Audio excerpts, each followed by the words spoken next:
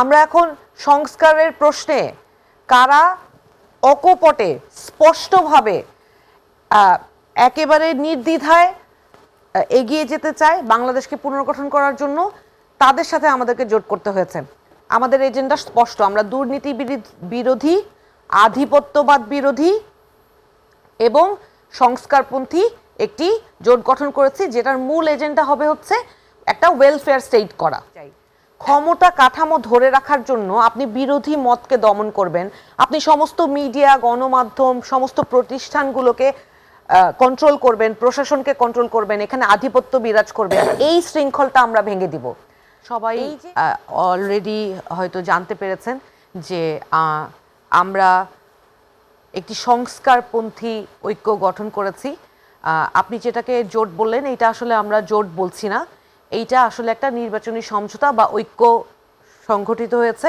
এই ঐক্যের মধ্যে আমরা ওয়ান বক্স পলিসিতে আমরা এগিয়ে যাচ্ছি এবং এই পলিসি অনুযায়ী আমরা সবগুলো যে 11টা দল আমরা ঐক্যমত্যে আসতে পেরেছি যে আমরা একটা নির্দিষ্ট এজেন্ডায় আমরা এই জাতীয় নির্বাচনে অংশগ্রহণ করব এবং এই এজেন্ডা বাস্তবায়নের জন্য আমরা সকলে এক হয়ে কাজ করব। আরপিও অনুযায়ী আমাদের যার যার রাজনৈতিক দলের প্রতীক আলাদাই থাকবে। আমরা এই ঐক্যের মধ্যে অন্য কোনো দলকে গিলে ফেলে, অন্য কোনো দলকে বিলুপ্ত করে কাউকে অন্য দলের প্রতীককে নির্বাচন করার জন্য উদ্বুদ্ধ করি নাই। আমরা স্বতন্ত্রভাবে প্রত্যেকটা রাজনৈতিক দলের স্বকীয়তা এবং আদর্শ নিয়ে এগিয়ে যাবে, কিন্তু যেই এজেন্ডাগুলো আমাদের ভবিষ্যতে বাংলাদেশকে পুনর্গঠন করার জন্য অতীব প্রয়োজনীয়, সেই এজেন্ডাগুলোতে আমরা একমত হতে পেরেছি বলে আমরা এই ঐক্য গঠন করেছি, যেটা আপনারা অলরেডি এই মুহূর্তে জানতে পেরেছেন। যদি মোটা দাগে কিছু বলেন। আর মোটা দাগে এইটা আমি যদি এক শব্দে বলি, এটা হচ্ছে একটা প্রো রিফর্ম অ্যালায়েন্স। এটার মানে কি, ধরেন 24 পরবর্তী যে বাংলাদেশ, এই বাংলাদেশটা এতগুলো মানুষ, 1 জুলাইয়ে এতগুলো মানুষ নিহত হয়েছে, আহত হয়েছে, তার আগে দীর্ঘদিন মানুষ যে নির্বিচারে মানুষ জেল জুলুম খেটেছে, গুম হয়েছে, যেই বিরোধী রাজনৈতিক মতবাদকে দমন করার জন্য মিডিয়া থেকে শুরু করে সব জায়গায় যে দখলদারিত্ব কায়েম করা ছিল, সেইটার যেই শৃঙ্খলটা, সেটা ভেঙে দিতে হবে। আমরা গত 17 বছরে আমরা যতটুকু দেখেছি, যতটুকু গণমাধ্যম বা বিভিন্ন জায়গায় দেখেছি, যে সবচেয়ে বেশি জেল জুলুম নির্যাতন যদি মজলুম বলা চলে তাহলে বিএনপি বা জামাতের নেতৃবৃন্দকে বলা চলে।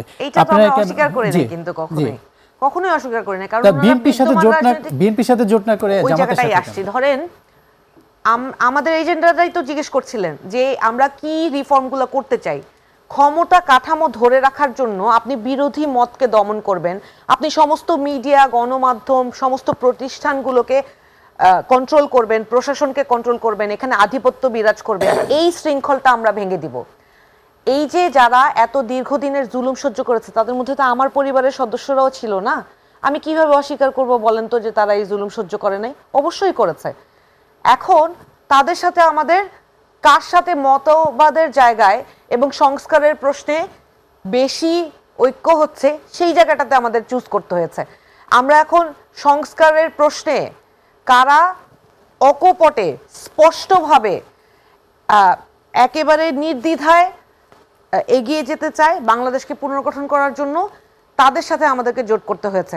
আমাদের এজেন্ডা স্পষ্ট, আমরা দুর্নীতি বিরোধী, আধিপত্যবাদ বিরোধী এবং সংস্কারপন্থী একটি জোট গঠন করেছি, যেটার মূল এজেন্ডা হবে হচ্ছে একটা ওয়েলফেয়ার স্টেট করা।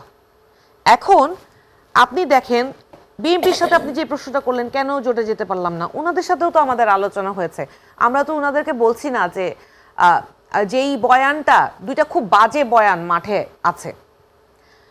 আমাদের আগে যেই অক্ষমতা আমাদের দলীয় হিসেবে, সেটা আমি জনগণের কাছে স্বীকার করে নিতে চাই আগে। সেইটা হচ্ছে, আমরা যখন ফেব্রুয়ারিতে একটা রাজনৈতিক দল হিসেবে আত্মপ্রকাশ করি, তারপর আমরা মাত্র 10টা মাস সময় পেয়েছি। এই 10 মাস একটা রাজনৈতিক দলের রেজিস্ট্রেশন করা থেকে, রেজিস্ট্রেশনও পেয়েছি 2 মাসও হয়নি, রেজিস্ট্রেশন করার কাজ এবং দলের সাংগঠনিক কাঠামো গঠনের কাজে আমাদের এত বেশি হিমশিম খেতে হয়েছে যে আমরা আসলে নির্বাচন কেন্দ্রিক যে রাজনীতি, যে বিস্তৃতিটা, সেইটা ঘটানোর সময়টা আমরা যথেষ্টভাবে পাইনি। এখন আপনি যদি আশা করেন যে আমি 300 আসনে আমি যথেষ্ট প্রার্থী নিয়ে নেমে যাব, আমি হয়তো আমার সক্ষমতা অনুযায়ী নেমে যাব, কিন্তু দিন কিন্তু শেষে আপনারা কিন্তু বলেছিলেন, আপনাদের কোনো নেতাও বলেছিলেন যে অবশ্যই 300 বলেছি, আসনে আপনারা অবশ্যই বলেছি, কারণ এবং বেশিরভাগই জয়ী হবেন। ওইটা মানুষের আকাঙ্ক্ষা যে আমরা শক্ত হয়ে দাঁড়াই, কিন্তু সময়টা একটা এত বড় এসেন্স। আপনি দেখেন যে আপনি যদি কালকে একটা জায়গায় দাঁড়ান, আপনার সেইখানে একটা ট্রেনিং পিরিয়ডও থাকে, আপনার একটা যুদ্ধের একটা সংগ্রামের সময় থাকে, ওই সময়টা কাটিয়ে ওঠার আগেই তো আপনি একটা পরীক্ষার সম্মুখীন হচ্ছেন। তো ওই পরীক্ষাটা আপনি যদি একসাথে 300 আসনে নামেন, মানুষের আশা আছে, মানুষ কি আমাদের ফেলে দিয়েছে? আমরা মানুষের সামনে থাকবো, আমাদের আদর্শ নিয়ে আমরা রাজনীতিটা করে যাব, এবং ভবিষ্যতে এই 300 আসনে আমরা অবশ্যই প্রার্থী দিব। এই মুহূর্তে আমরা আমাদের যতটুকু সক্ষমতা, সেই সক্ষমতা নিয়ে এই ঐক্যের মধ্যে আমরা 30টা আসনে নির্বাচন করব। বিএনপির সাথে যেই দুইটা নিয়ে বিষয় নিয়ে আপনারা একটা খুবই বাজে রিউমার বাজারে আছে। একটা হচ্ছে যে বিএনপি আমাদেরকে কম আসন দিতে চেয়েছে, এজন্য আমরা জোটে যাই নাই। কথাটা সম্পূর্ণ ভুল। এখানে কম আসন আর বেশি আসন না।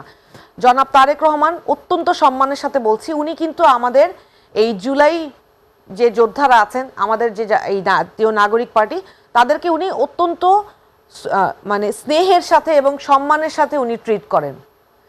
আমি কোনোভাবেই উনাকে এটা বলতে পারবো না যে উনি আমাদেরকে অসম্মান অশ্রদ্ধা দেখিয়েছেন, যেটা উনার দলের হয়তো নেতাকর্মীরা জানে না বা না বুঝে অনেক কথা বলে ফেলে, কিন্তু উনি কিন্তু আমাদের সাথে সবসময় আমাদেরকে সাথে নিয়ে রাজনীতিটা করতে চেয়েছেন। সমস্যাটা ওই জায়গায় নয় যে আমাদের কম আসন আর বেশি আসন। সমস্যাটা হচ্ছে যে উনারা এই জুলাই সনদ এবং গণভোটের ব্যাপারে উনারা স্পষ্ট হ্যাঁ বলার জায়গায় উনারা এখন পর্যন্ত মাঠে এই জিনিসটা উনাদের বড় নেতারা বলছেন জুলাই সনদে করেননি। এই কথাটা আসছি, শেষ হয়নি, সই কেন করিনি সেটাও তো আমি বলবো, অবশ্যই বলবো, প্রশ্ন আসলে উত্তর দিব। দেখেন, এই জুলাই সনদ বাস্তবায়নের জন্য গণভোটে হ্যাঁ দিতে হবে। এটা ছাড়া তো আপনার জুলাই সনদের বাস্তবায়ন হবে না। আপনি একটা সনদ লিখেছেন, সেটার বাস্তবায়ন প্রক্রিয়া কি হবে আপনি লিখেন নাই, সেইটার কোনো লিগ্যাল ভ্যালিডিটি নাই। একটা ভ্যাগ ডকুমেন্ট যেটার কোনো লিগ্যাল এনফোর্সেবিলিটি নাই, সেটাতে আমি কেন স্বাক্ষর করব? আমি যদি উনারা যেটা স্বাক্ষর করেছেন সেটার বাস্তবায়ন করার জন্য উনারা কোনো প্রক্রিয়া এটার মধ্যে উল্লেখ করেন নাই, তার মানে আপনি দেখেন এটা কত বড় প্রতারণা। উনারা যখন করেছেন উনাদেরকেও তো আমরা অস্পষ্টভাবে বলি নাই যে উনারা এটা ঠিক করেন নাই, ঠিক করেছেন। আমরা উনাদেরকে স্পষ্টভাবে বলেছি যে এটা উনারাও ঠিক করেন নাই।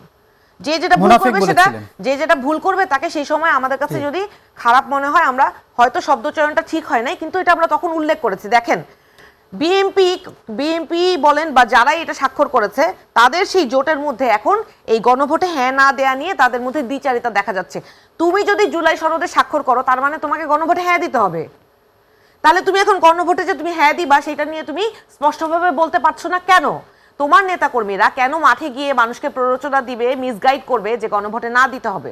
মির্জা ফখরুল বলেছেন এবং বিএনপির অন্যান্য সিনিয়র নেতা বিশেষ করে নজরুল ইসলাম খানও ওনারা সুন্দরভাবে একটা কথা বলছেন, কিন্তু মাঠে গতকাল বলেছেন, নজরুল ইসলাম খানও বলেছেন যে তারা জুলাই সনদের পক্ষে অবস্থান নেবেন। ওনারা তো সুন্দরভাবে এই কথাটাই বলছেন, কিন্তু মাঠে তো আমরা রাজনীতিটা করতে গিয়েছি, এবং আপনারা খোঁজ নেন, আপনারা তো গণমাধ্যম, নানানভাবে মানুষকে বিভ্রান্ত করার চেষ্টা করা হচ্ছে।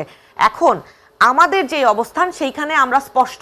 যারা ভারতের সাথে আঁতাত করবে, যারা সংস্কারের পক্ষে স্পষ্ট অবস্থান নিতে পারবে না, তাদের সাথে আমাদের জোটে যাওয়ার ব্যাপারটা আমরা কিন্তু শুরু থেকে এখন পর্যন্ত যতবার এই জোট নিয়ে আলোচনা হয়েছে, এই কাদের সাথে আমরা যে যাব, ঐক্য করব, নির্বাচন করব, নির্বাচনী সমঝোতা কাদের সাথে হবে, ভারতের সাথে আঁতাত করেছে এরকম আমি আপনাকে স্পষ্ট করে বলেছি প্রথম থেকে আজ পর্যন্ত যে যাদের সাথে আমাদের সংস্কার প্রশ্নে আমরা বেশি অ্যালাইন থাকবো, আমরা তাদের সাথেই জোটটা করব। আমরা কি আমাদের কথা থেকে এক চুলো সরেছি? আমরা কিন্তু সেই কথাটাই রেখেছি। যেহেতু জামাতের নেতৃত্বাধীন একটি জোটে গিয়েছেন আপনারা, জামাতের নেতৃত্বাধীন না, এইটা একটু আমি কারেক্ট করি, এই জোটটা একটা সবাই সহ অবস্থানে থাকছে, এটা একটা নো, এটা জোট না, এটা একটা ঐক্য। নো, এটা আপনাদের কালচার, বিএনপির কালচার হইতে পারে, এইটা কোনো নির্বাচনী জোট না। আমি প্রথমেই আপনার প্রশ্নের সাথে স্পষ্ট করেছি, এইটা আমরা সবাই সমঝোতা, এইটা একটা ঐক্য। এই নির্বাচনী ঐক্যের মধ্যে সবাই যে যার অবস্থান থাকবে, আমরা একটা কমন ম্যান্ডেট নিয়ে এই ঐক্য গঠন করেছি, এইটা আমি আবারও স্পষ্ট করলাম। সুতরাং জোট বললে কেউ জোটের প্রধান থাকবে, সেই বয়ানটি একটু আগে একটা সংবাদ সম্মেলন হয়েছে, জি, আপনি একজন তরুণ রাজনীতি, আপনি একজন তরুণ